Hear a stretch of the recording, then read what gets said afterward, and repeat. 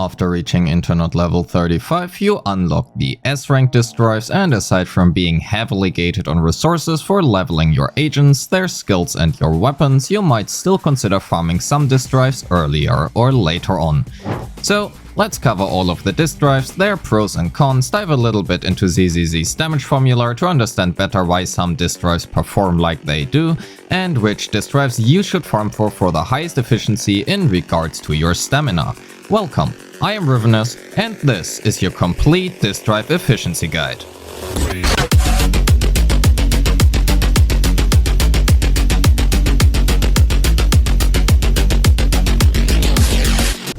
First up, let's quickly cover some basics. For the disc drive partitions 1, 2 and 3, we will always have a fixed main stat or flat HP, attack and defense respectively.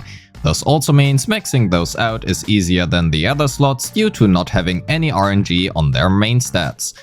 For the partitions 4, 5 and 6, all of them can roll attack, HP or defense %, so I will not mention that any further. For partition 4, we can additionally also roll into crit values or anomaly proficiency. For the classic DPS agents, crit values are what we are mainly looking out for to achieve that juicy 1:2 crit ratio, and for anomaly DPS we are looking for either attack % or anomaly proficiency, with the latter usually being slightly ahead, and since anomaly effects cannot crit, that makes crit values inherently less valuable for anomaly DPS agents, albeit not useless since their skills can still crit. Partition 5 can roll into pain ratio or any of the attribute damage bonuses, with those two usually being the best choices for most characters and attack % coming in third place. The last and final partition 6 additionally features anomaly mastery, impact and energy regen as their possible main stats, and for most DPS agents we are looking for attack %, with impact for stun units and anomaly mastery or attack % for anomaly units. Especially the latter is heavily team dependent. If unsure, go for attack %, the difference is usually quite small. For certain support units, for example Sokaku, energy regen is a good choice, but outside of said support units, energy regen is also a pretty niche stat. That said, let's get a little bit nerdy. If you have watched or read any guide, you might have noticed how sometimes sets like Woodpecker Electro come out ahead of specialized sets like Polar Metal. The reason for that is the damage calculation and how attack in this game actually works. This here is the full attack calculation formula, and while Hoyo only tells you about base attack, attack % and flat attack, there are actually different attack % and flat attack in the game. Other games might call those final attack. Main and substats from W engines as well as disc drives and their 2-piece effect are all the regular attack % and flat attack you already know of.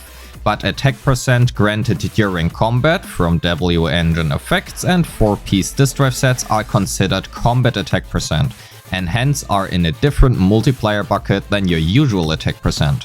Flat attack buffs from the likes of Lucy or Sokaku are considered combat flat attack and are applied at the end. This basically means that attack % granted from the 4-piece effects of Thunder Metal, Hormone Punk, Woodpecker Electro and Puffer Electro are way stronger than your usual attack %. To understand this better, let's make a very easy hypothetical example. We imagine our agent to have 1000 base attack, 50% attack % and 100 flat attack. This would result in a total attack value of 1600.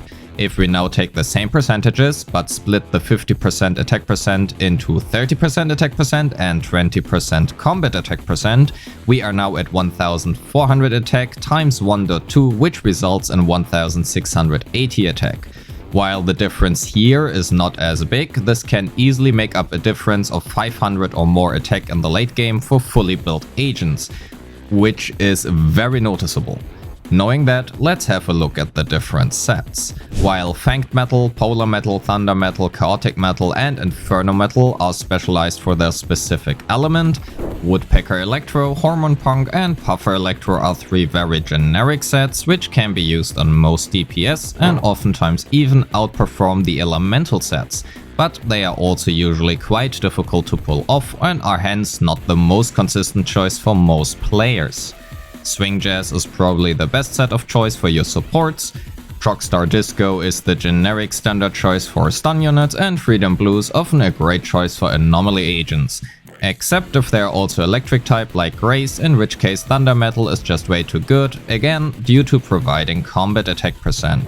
Regardless, when looking at how to obtain said disk drives, we are mostly left with the routine cleanup as our daily income source, and are also left with the question of how efficient each stage is to farm. So let's go through them. Funnily enough, starting with the Monster and Weirdo stage, if you are planning on getting Sujuan and are hence in need of the Ether set, this stage is probably the best stage in the entire game, at least in my opinion as of right now. Both sets are solid choices, with Swing Jazz just being the best choice for basically any support, and can even be used on stun units if you do not have a solid 4-piece Shockstar Disco set yet.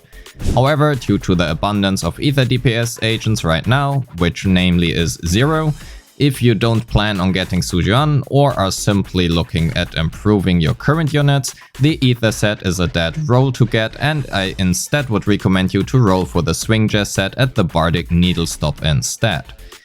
Hormone Punk is paired with Fanged Metal, and unfortunately Hormone is probably the hardest set to pull off consistently.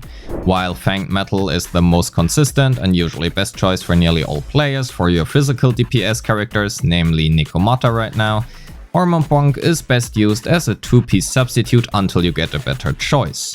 This stage is good to farm if you are running Piper and Nikomata in a team, but otherwise I would personally not recommend farming this stage. Hunter and Hound is a fantastic stage to farm as well if you have Grace and plan on building her. Thunder Metal is her best in slot choice, and the impact set can be used on any stun unit in any team, be it Enby, Collida or Lycaon.